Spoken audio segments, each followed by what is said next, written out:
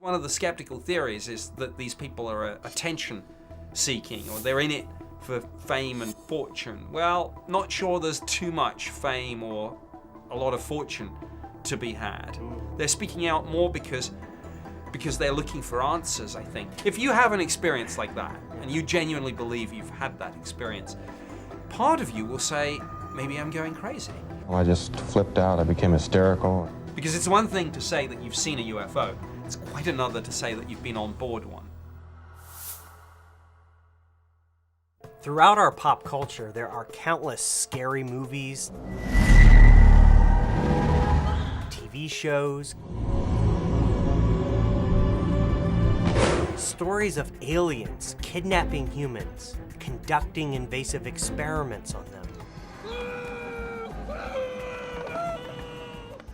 and leaving them permanently haunted from the experience. You know, I see you. I'm seeing someone there. I don't think I like this. But beyond these examples of science fiction entertainment, there are real people who claim this is really happening. Abducted by aliens. Being abducted by aliens is not so far-fetched, and many people say they have been. I was abducted by something. I don't know what it was or where it was from. She claims to have boarded a spaceship when she was 7. And while it's impossible to prove and validate these incredible claims, the stories remain, continue, and have become urban legends. Today, we will analyze close encounters of the fourth kind, alien abduction. Welcome to the Basement Office.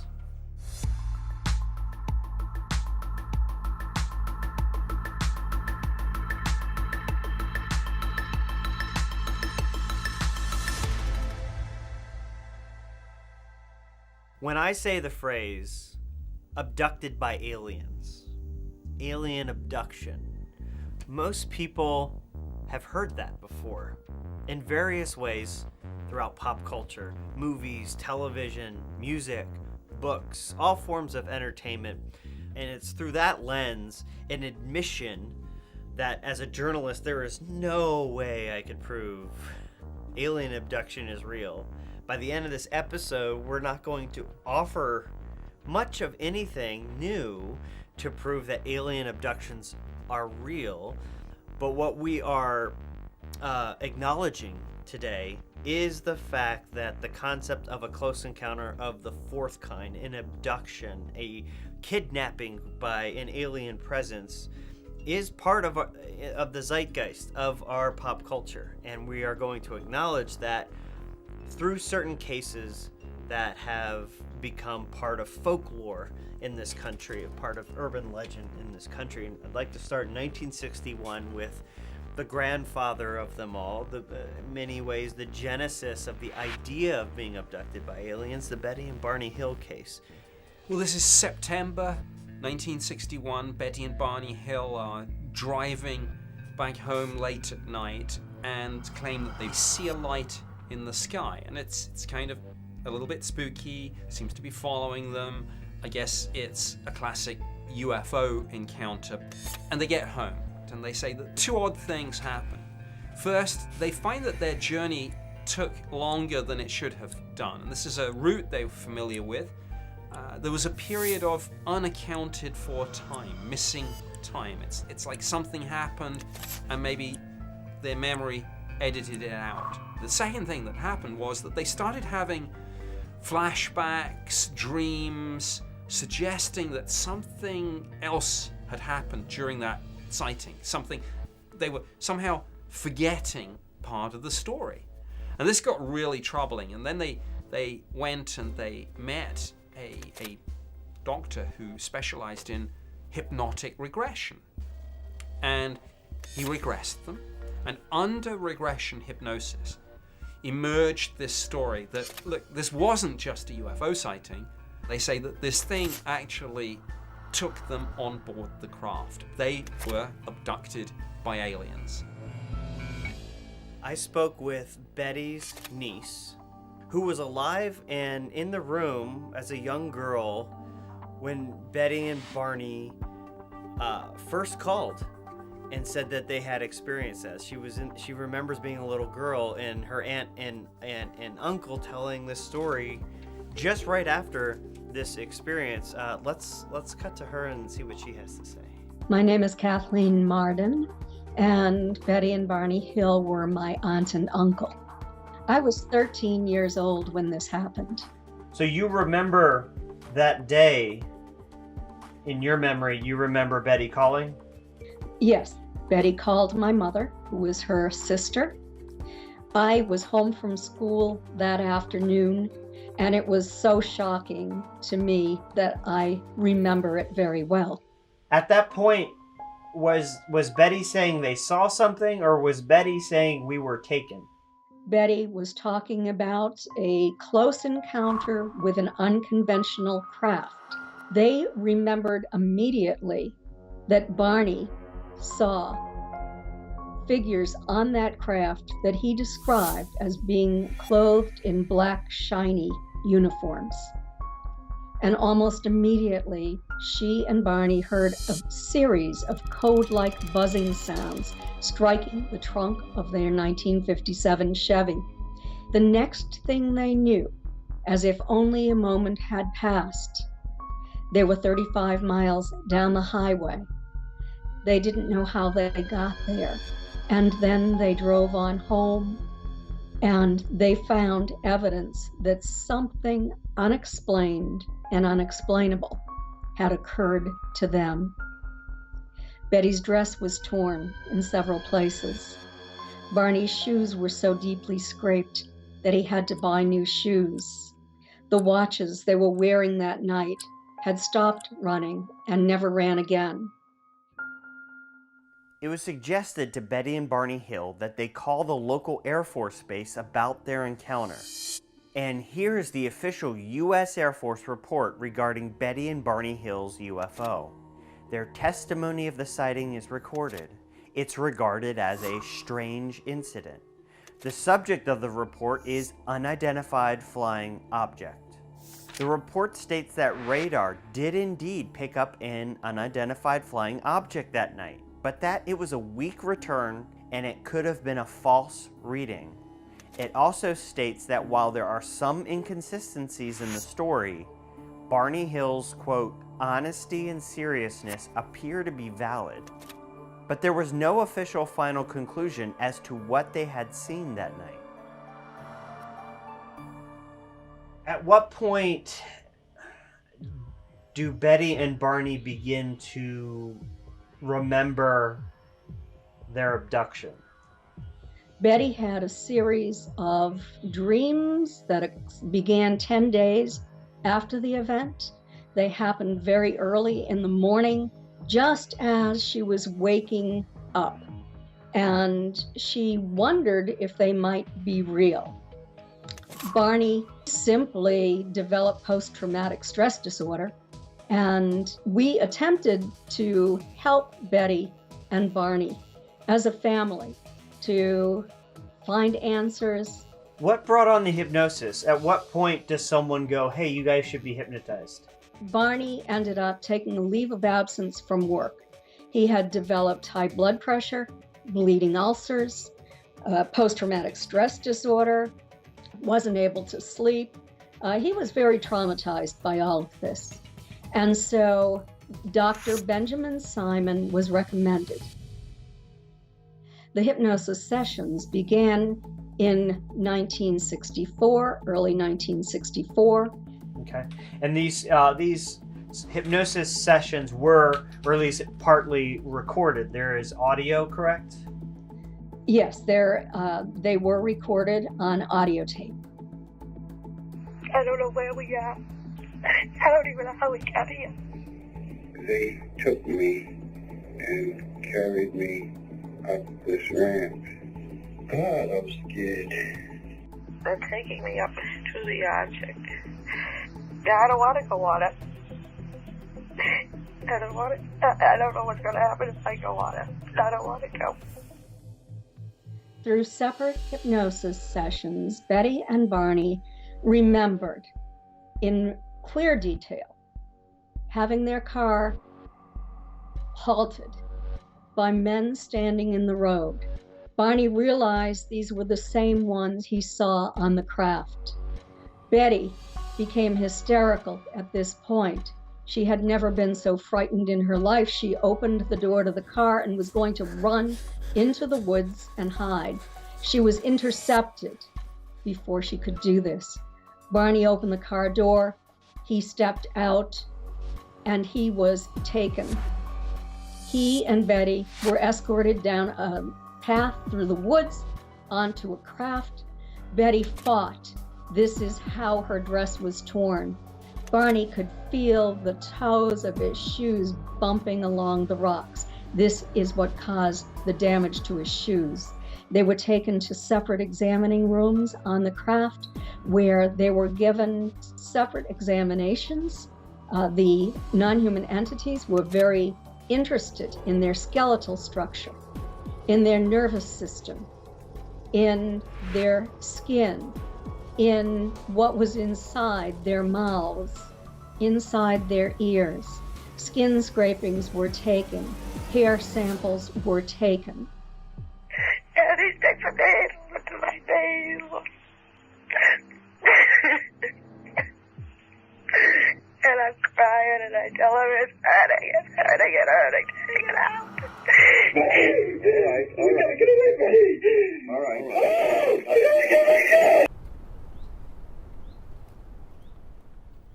Up in New Hampshire, where this took place, there's actually a sign, a historical sign, an official historical sign. Here on this road is where Betty and Barney Hill experienced their alien abduction or their alien encounter. It's fascinating to me that despite there being no traditional evidence, physical evidence, smoking gun evidence of this case, that it is still deemed a historical event by the state of New Hampshire, by universities, that they recognize the historical cultural aspect this case had.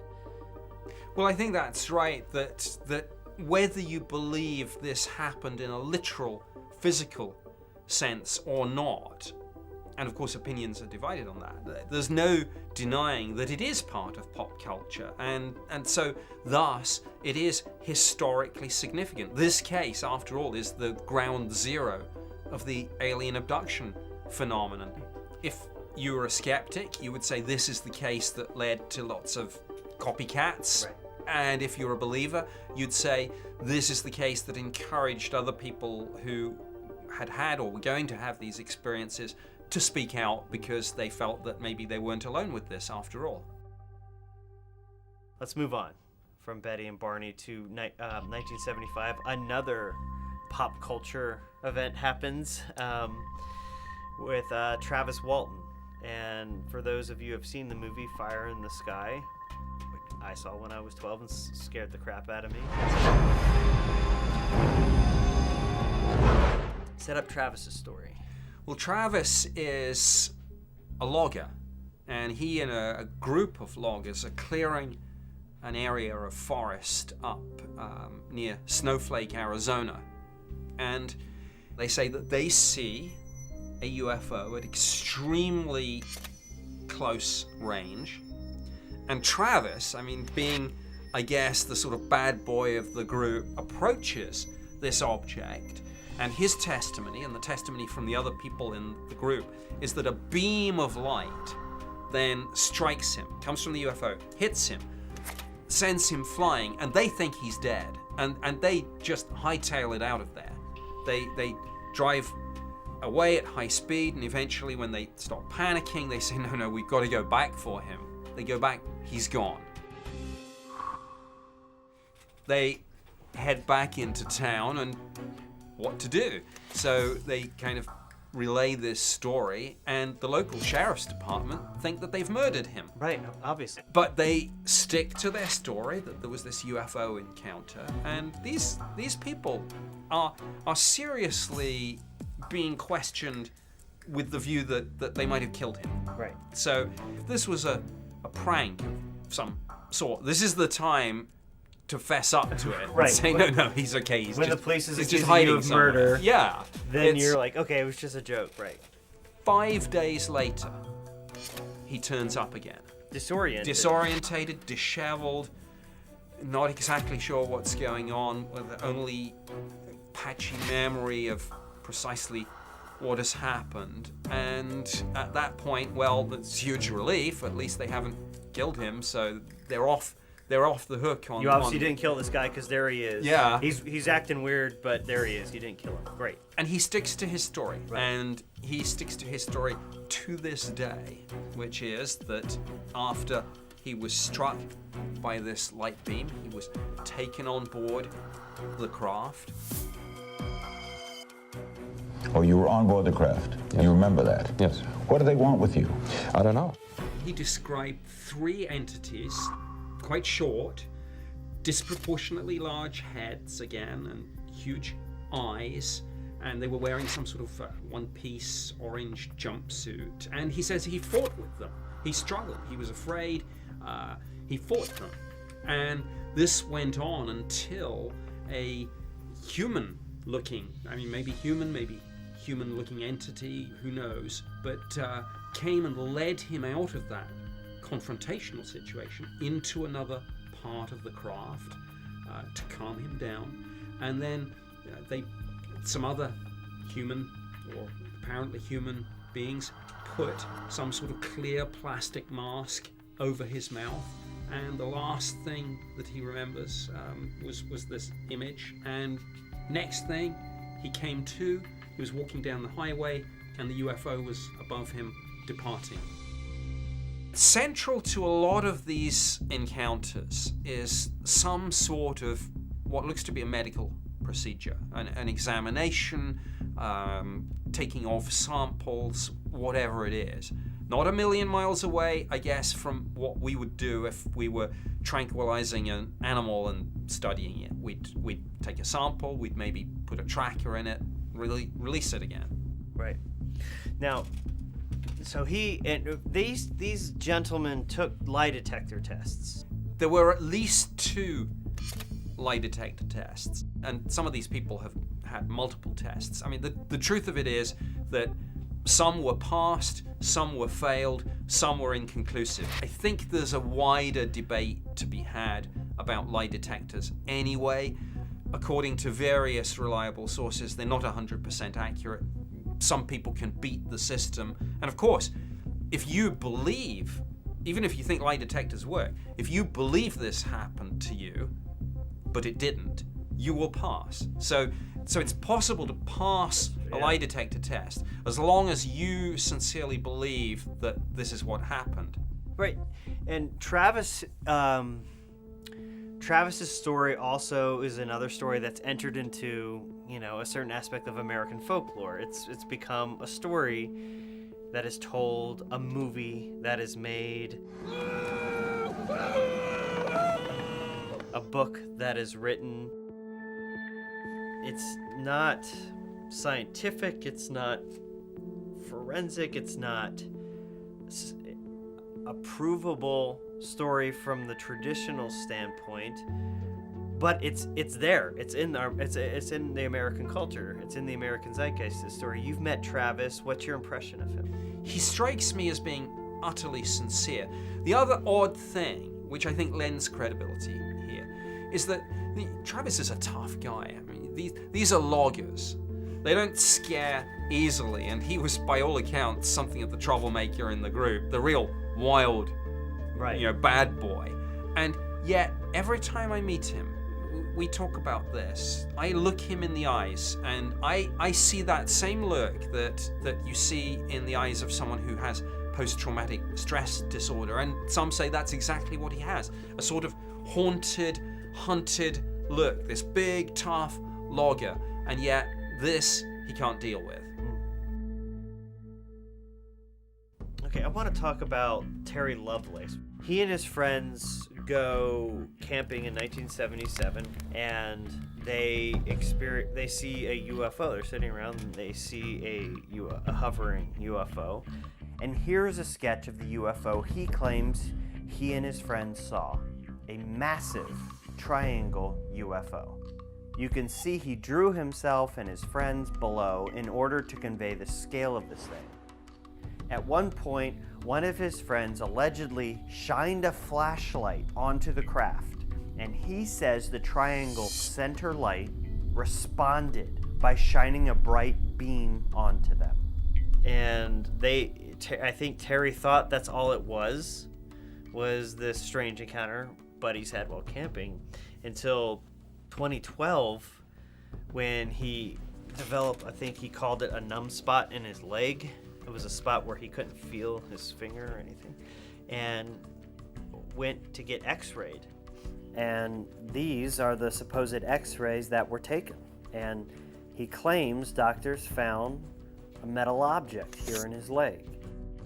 And the strange thing about the object in his leg is that on the skin outside of the leg, there is no scar tissue, or there's no evidence that something was cut and an object put in, or shrapnel, it would leave a scar of some sort. And outside of his skin, there is absolutely no evidence of an incision, a scar, no scar tissue whatsoever. And Terry wrote a book about his experiences. Let's listen to him tell the story about this discovery. The radiologist asked, "Mr. Lovelace, I see what looks like a tiny piece of square metal in your right leg, just above your knee." "Doctor, that's news to me," I said. The radiologist carefully examined my knee and lower thigh. After a few minutes, he shook his head and admitted, "I don't see it. It should be right here," he said, poking my thigh with his finger. "What should be right here?" I asked. "A point of entry." "What do you mean, a point of entry?" I asked. "I mean there should be a scar where this piece of metal pierced your skin and entered your thigh." After another 10-minute examination, she reached the same conclusion. There was no scar to be found. And he discovers this when he's much older in 2012. And much like Betty and Barney and Travis, he claims that in 1977, in this incident, he was abducted by aliens. I was seeing this play out in my mind. It was familiar. These were real memories. I'm on their table and held down. Then I can't move at all. I'm aware of others around me. They are aliens, not people. I know it's about to start, the examination. They do medical things and hurt me while I'm on the table. I fill my lungs with air to scream, and nothing comes out again. This guy has an interesting CV. I mean, he was former military, and then he became a prosecutor, I think, and he ended up as Assistant Attorney General in the American Samoa territory. So this is not somebody who you would think would be one just to make up a story like this. You're opening yourself up to a world of hurt and ridicule, which is interesting because, of course, one of the skeptical theories is that these people are attention seeking, or they're in it for fame and fortune. Well, not sure there's too much fame or a lot of fortune to be had. They're speaking out more because they're looking for answers, I think. If you have an experience like that, and you genuinely believe you've had that experience, part of you will say, maybe I'm going crazy.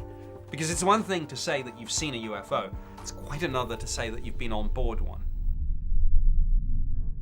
If you're curious about alien abduction, the validity of it, and you start your search, within a few minutes you're going to realize it's not just like a handful.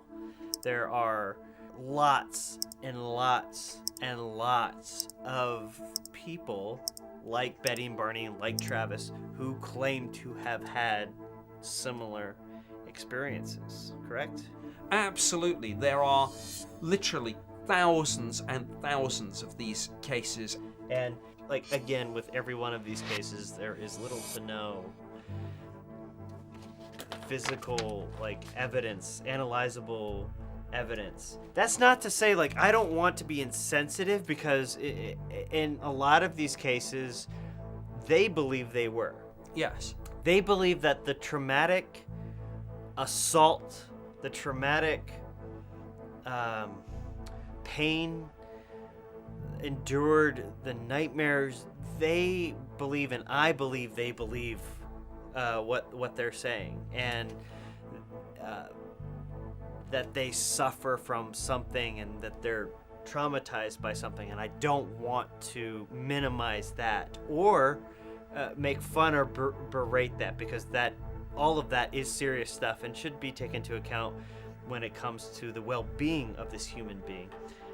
But there are explanations, psychological and otherwise, that could explain some of alien abductions, basically. And what are some of those kind of overarching, not case by case, but like an overarching explanation?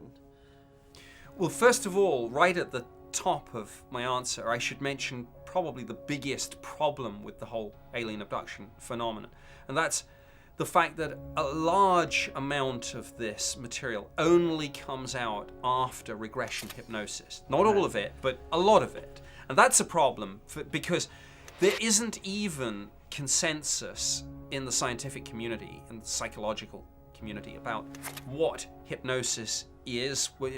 Is the hypnotic state, for example, is it an altered state of consciousness, or is it just a very focused state of mind? And there's huge disagreement about the validity of regression hypnosis in actually recovering lost memories. And even further than that, there's a suspicion on a large part of the psychological psychiatric community that not only is it not reliable, it can be counterproductive, and it actually can result in false memories. It's a flawed approach. It is. And, I mean, even suggestible. You could almost plant memories that weren't there before. Yes, a lot of people are extremely suggestible under hypnosis. Now, there are various other things that have been postulated in relation to alien abduction. There was a theory doing the rounds, for example, that there's something called birth trauma, that we have suppressed traumatic memories of the birth experience. And yes.